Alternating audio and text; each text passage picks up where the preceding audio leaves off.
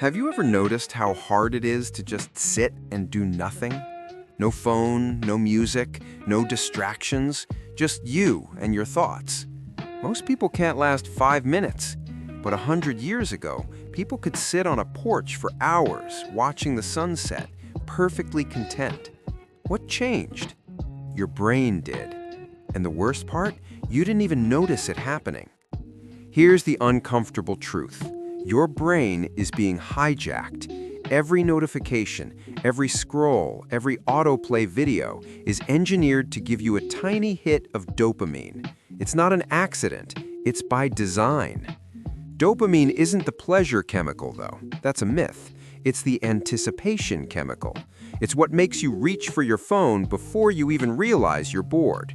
It's what keeps you scrolling, searching for something interesting that never quite satisfies. Dr. Anna Lembke, a Stanford psychiatrist, calls this the pleasure-pain balance. Every time you get a dopamine spike, your brain compensates by tilting toward pain. The more you chase easy pleasure, the more numb you become to everything else. Think about it. When was the last time you felt truly excited about reading a book, or going for a walk, or having a real conversation? These things don't hit hard enough anymore. Your baseline has shifted. The ancient Stoics understood this centuries ago. Seneca wrote about how we fill our lives with noise to avoid confronting ourselves. We're not addicted to our phones. We're addicted to avoiding discomfort. So why can't we just stop? Why is it so hard to put down the phone and pick up something meaningful? Because your brain has been rewired. Imagine your dopamine system like a volume knob. Every time you check Instagram, watch TikTok, eat junk food, the volume goes up. But then your brain turns it back down to protect itself, so you need more stimulation just to feel normal. Now imagine trying to enjoy a quiet task, like writing or studying. It's like trying to hear a whisper at a rock concert. Your brain literally can't detect the subtle rewards anymore. Here's the cruel part. The things that actually improve your life, like exercise, deep work, or building relationships, release dopamine slowly and steadily. But you've trained your brain to crave the instant hit. The slow burn feels like nothing. It's like trying to enjoy tea after drinking energy drinks all day. The tea isn't the problem. Your taste buds are broken. So how do you reset? It's simpler than you think, but it's not easy. First, pick one day, just one.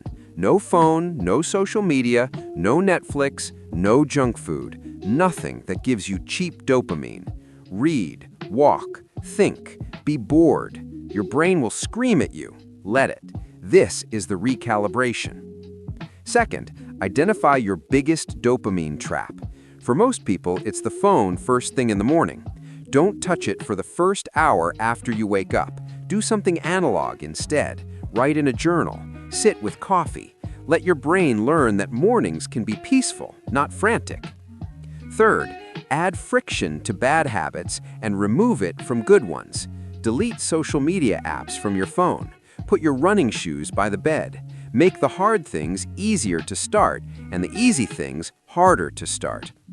The goal isn't to become a monk. It's to restore your brain's ability to find joy in effort. Nietzsche said that a person needs chaos inside to give birth to a dancing star. But you can't hear the chaos if you're drowning it out with noise every second of the day. Your brain is capable of incredible things, but only if you stop numbing it. Reset your dopamine. Rediscover what it feels like to want something real. If this resonated with you, subscribe to Doodle. We're building a community of people who think deeper and live better.